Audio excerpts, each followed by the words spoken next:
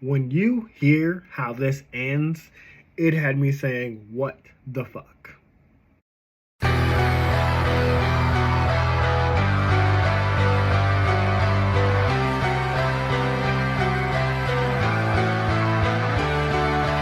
Hey guys, welcome back to Everything Anime Podcast. I'm your host Shinry, here with Everything Anime Podcast, talking about from anime, manga, video games, TV shows, and whatever relevant topic I talk about. Today's video is on Dr. Stone. I forgot the chapter numbers. I will put them in the title of the video. But again, I am enjoying Dr. Stone. If you're not watching Dr. Stone, if you're not reading Dr. Stone, I definitely recommend it. It is definitely one of the most clever manga I have ever read. Not so much adventure, not so much like kind of like slice of life, but like teaching you things, but also giving you like a compelling story with really engaging characters, really fun personalities and everything. I love it. So let's just hop into the video. So now that we've acquired bread, the reporter, she's like, okay, I gave you the vial fluid to bring somebody back. You took my one chance to interview somebody important in this new world. So now you're gonna give me the one thing I wanted. And Senku's like, oh yeah, we can get that to you. And he like calls Kaseki, who's back in Ishigami Village. She's like, hey Kaseki, yeah, we need your help to like build this item, but it's gonna take you a while to get here. So reporter, if you can just chill. And Kaseki warns Senku, he's like, hey, don't underestimate me. Like, you know, it's been a long time since we've seen each other, which I can't really gauge, because I'm reading it like quickly. I can't gauge the amount of time that's passed, but like I do love how Kaseki rolls up. Kaseki rolls up in like this pimped out ride, this pimped out car. Because Senku already made the car previously, but he didn't like this, and he's just still in that like costume that that Yuzu made for him. I loved it. It was just so funny. He was like a gangster, and I forgot who was driving it, but like it just made me laugh so much. And then Senku whispers something into Kaseki's ear. Even though, like, he's, like, in these clean clothes, he, like, instantly rips them. Like, he's like, yeah. Because, you know, like, Kaseki, when he gets excited, he goes, like, Super Saiyan. So his clothes instantly burst. And I'm forgetting to mention, like, someone complimented his clothes. They're like, oh, he looks really nice in his clothes. And he, like, immediately breaks them. Just the humor in Dr. Stone, it really does hit. It really, really does. And so, we get to start working on it, and Senku makes like a very simple mirror. Like it's just like a regular mirror, and it blows Chrome's mind away. Like he's like, what? He's like, I can see my reflection. Again, this is like from a time where they don't have that kind of stuff. Even though we're 3,700 years in the future, the world's kind of reset. So I mean, I can imagine like, you know, because girls love mirrors, and I'm pretty sure like guys like looking at their hair and fixing it and stuff like that. But like, it was really cool to see Chrome freak out up in a mirror. But I was like, is that really what she wanted? Even Kohaku, I think, said something again. They're like, that's what you wanted, was a mirror to like look at yourself. But that's not what she wanted. No, instead, it's just a small piece of like an actual it's like of a camera. Like I forgot how they built it. They kind of show it, but like she wanted an actual camcorder, like kind of like to like record like videos. But I think it was a camera. And that makes sense for her, and I loved it. I thought like that was really incredible. Like the twist, I was like, obviously a reporter, she either want a camera or like a cam recorder. But needless to say, she's insanely happy to have it, and I love it for her too. And she plans to record Senku building civilization from scratch. Like she's gonna take pictures of it. She's like, oh, this is so when the world's like is rebuilt and they build a museum, she can be like, hey, this would be like the first picture of like, you know, the world as it was, and then like how we got it back to the way it is. So I thought it was really cool.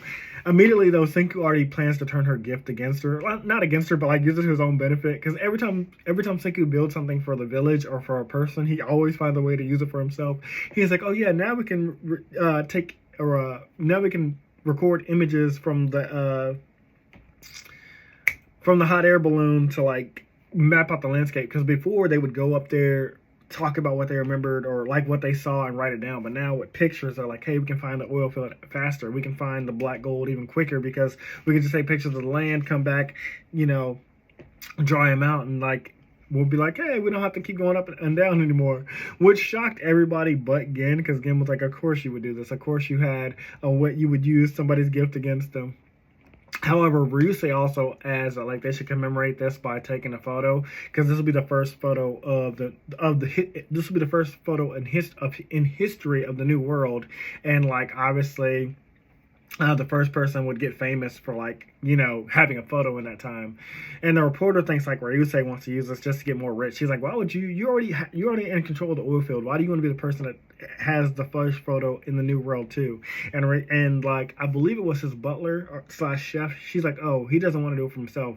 Ryusei doesn't care about stuff like that. Obviously it's going to be Senku, which makes perfect sense. Of course it'd be Senku that they take a picture of in their new world. And what follows is a hilarious montage of putting Senku in all these different clothes that Yuzu made. And he's like trying on these outfits. But I automatically knew Senku would go with like his regular outfit. Like, Senku's a scientist. He doesn't care about fashion or anything like that. And they're also like, hey, you should strike a pose for like this like photo. And like they're like, hey, we should make a peace sign. But that's obviously not Senku. I had no idea what kind of pose he would do. And so it did confuse me too. I was like, is he going to smile and wave? That doesn't seem like Senku either. No, instead, our crafty scientist he strikes a pose that I say is famous. Apparently, like Benjamin Franklin, I think it was. He did a famous photo where he sticks his tongue out, and Senku kind of mimics that. I found it really clever and cute, like the way Senku does it. I'm going to make sure I show that panel too. And, but he says like modern timers will recognize this photo. I've never seen this photo before myself, but I think it's really cool.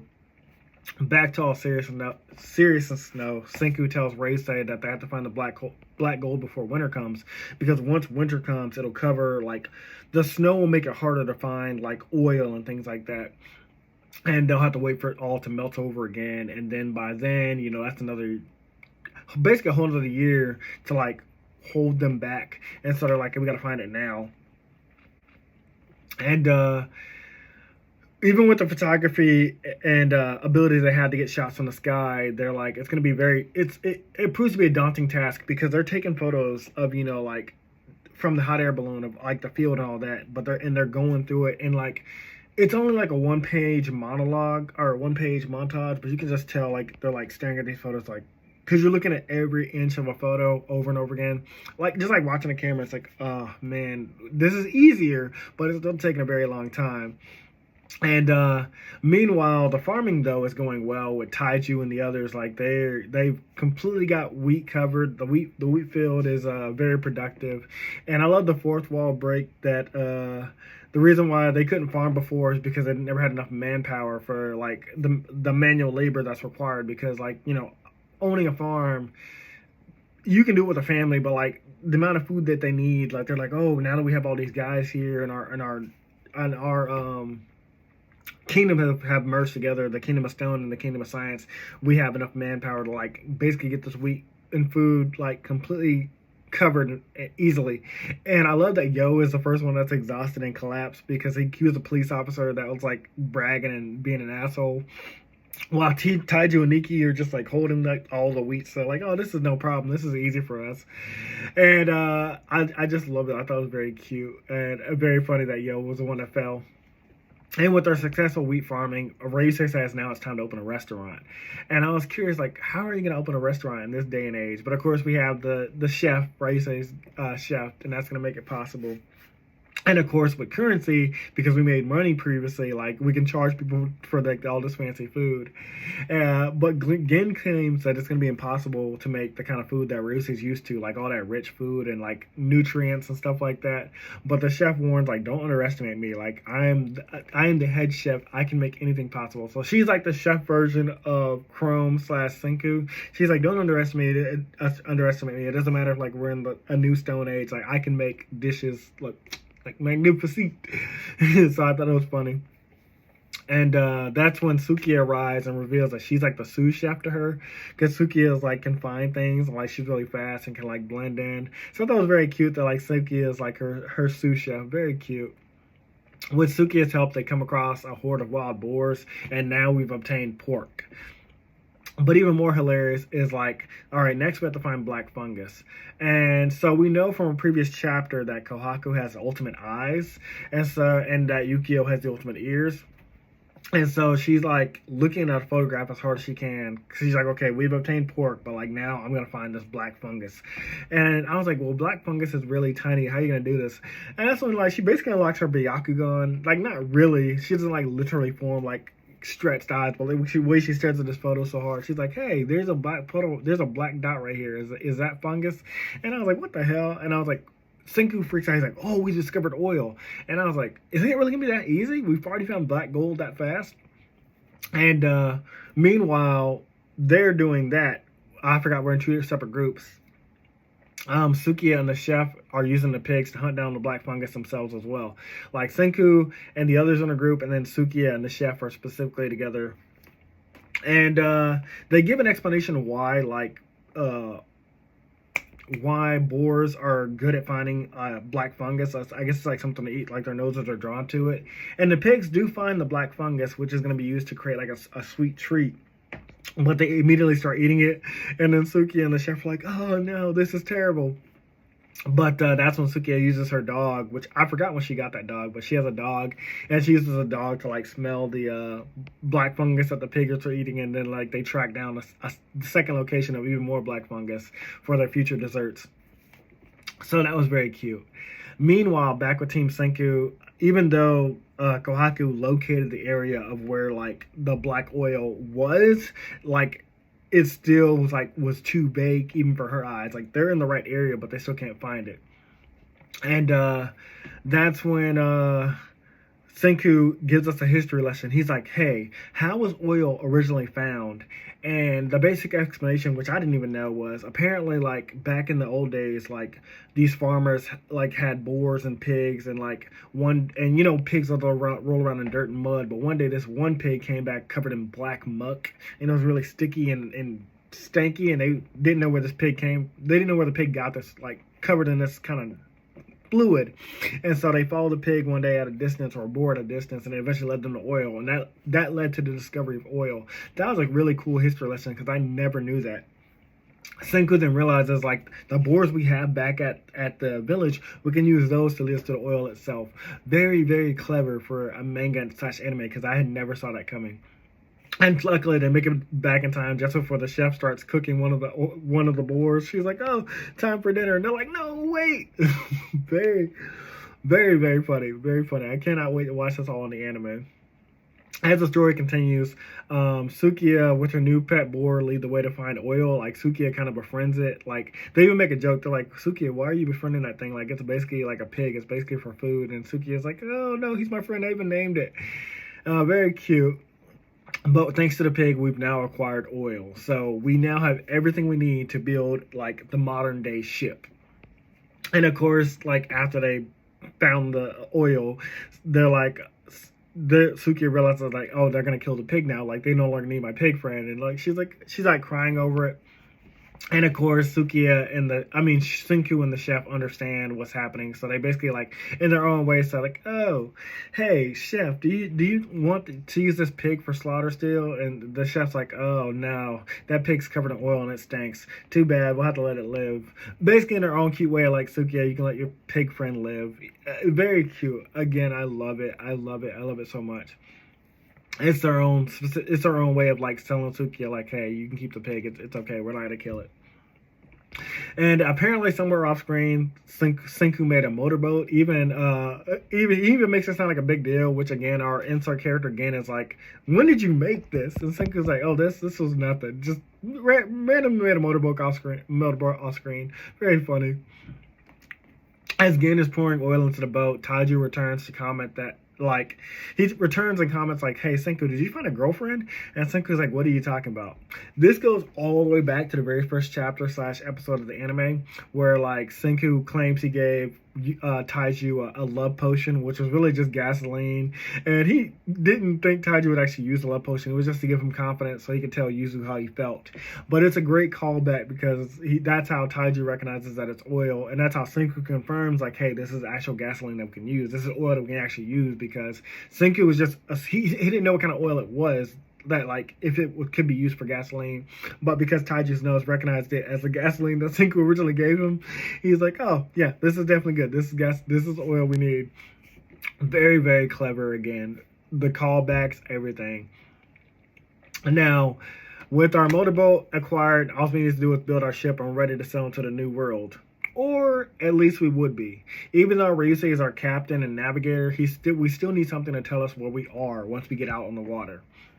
That's when Senku reveals another crazy twist, because Dr. Stone always has a twist on top of a twist and always building the next big thing. The next thing we're building is a GPS.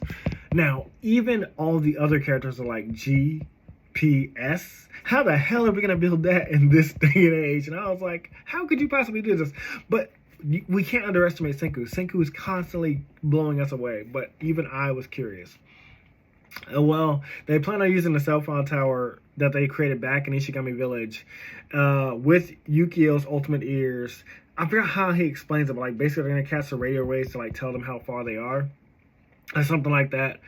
And so back at Ishigami Village, Genro is telling Ruri like, hey, you should tell Chrome how you feel. Like, use this moment. And again, another callback, because remember when Chrome, the first time they used the cell phone, somebody told Chrome like, hey, now's the time to tell Ruri how you really feel. And Chrome's like thinks about it the same way that Ruri does in this moment. And then Chrome shouted out something goofy. He's like, hey, Ruri, isn't science cool or something like that? And I expected her to say something goofy back. But instead of her doing that, it actually like she gets cut off, which I thought was kind of cool. Because like, I mean, obviously she probably wouldn't have the same reaction as Chrome, but I still thought it'd be something like that where it'd be like a hilarious gag that only those two would know. Like they both can't tell each other how they feel, but like they do in their own way. But nothing corny happens here. Instead, there's radio interference.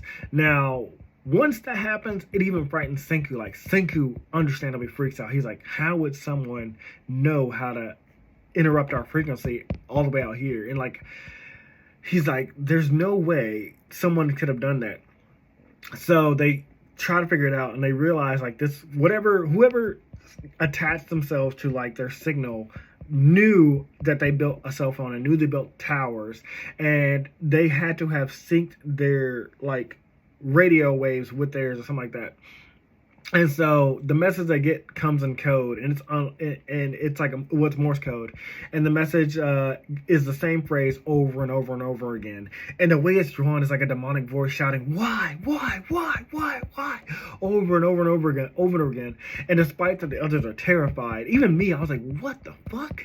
Senku is excited. He's like, oh yeah, this is exciting. Now, I ended the chapter here. I have read on past here, but this is when I first read my notes. I gotta tell you guys, the fact that someone else is out there, has the same technology, possibly as Senku, possibly as us, in the Kingdom of Science, interfering with them, I was like, oh, this is our next big bad. This is the next Tsukasa. This is the next Hyoga. This is the next villain we have to take down. Because I thought it'd be Ryose, and it could still be pirates, because we are heading out to the ocean, we're heading out to the New World, we're heading out to sea. It could be pirates that we're going to fight. I have not seen who the next villain is yet, but I'm very excited, and I can't wait to talk to you guys about it. So, because I kept reading on, I can't give you speculation, but because I don't know who it is, but they have a theory about who it is, I don't want to spoil that here. I'm still going to say it could be pirates. That's what I'm going with. I can't wait to find out myself. Anyways, that's all for this video. I'll see you guys in the next one. Talk to you later. Bye. Hey guys, this video was sponsored by me, the author of the Shinry series, the Chronicles of Wayne, and Monsterverse. So I figured I'd do this outro a little bit different by showing you guys what you guys would be checking out. So, the Shinry series starts with Book 1, Shobu Samurai Project Aryoku. 10 years after the death of his parents, Shobu Samurai returns home, seeking vengeance, but instead faces the choice to save his home from shadow creatures, blood beasts, and an organization once thought dead. Shinry's Shobu Samurai starts at $9.99, and if you love anime, manga, Naruto, One Piece, Bleach, Yu Yu Hakusho, Fairy Tail, Shaman King, Rave Master, Zatch Bell, anything like that, the Shinry series is definitely the series for you. You'll definitely want to check it out. The Sword of Light is probably the thickest one so far, and then these books are 2. This is Enter the Dread Zone Tournament, and the series original ending, Arado the Legendary Konjuis Master. So, and I'll just show you guys some of the covers.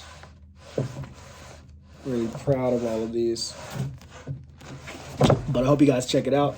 If you don't like that, I also have the current published books for the Chronicles of Wayne, Love Be Damned, Cotton Candy, Full Moons, Fabled Lovers, A Cursed Virgin's Bite.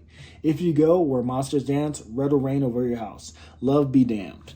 Now, the Chronicles of Wayne is about a geeky guy or a nerdy guy in high school. His senior year, he has a crush on the hottest guy in school because, of course, he does. He's only got one best friend, and her name is Barb. Well, the hottest guy in school turns out to be a werewolf. And to make the story more interesting, he bites Wayne and turns Wayne into the first ever wolfman in the last 10 years. And because of that, it was also a sacred law that wolfmen should never be created. I don't want to get into too much of the Chronicles of Wayne without spoiling it, but I can tell you it's very short. This one sells for $6.99, and Love BK's right after it. The ending of this trilogy, Love Be Liberated, comes out in October. So I'm going to definitely do a more full in-depth review of this one. But yeah, it's an LGBT fantasy fiction story about werewolves, vampires, white witches, a dark warlock, and, well, many, many more surprises to come. So if you guys like to read, I definitely recommend. These are all the books so far in the Shinry series, except for Shinry's Beginning. I do have that one, but it's just not here with me. But yeah, I appreciate a like, support, or just a review on Amazon. Either way, thank you guys for watching. I hope you guys have a great day.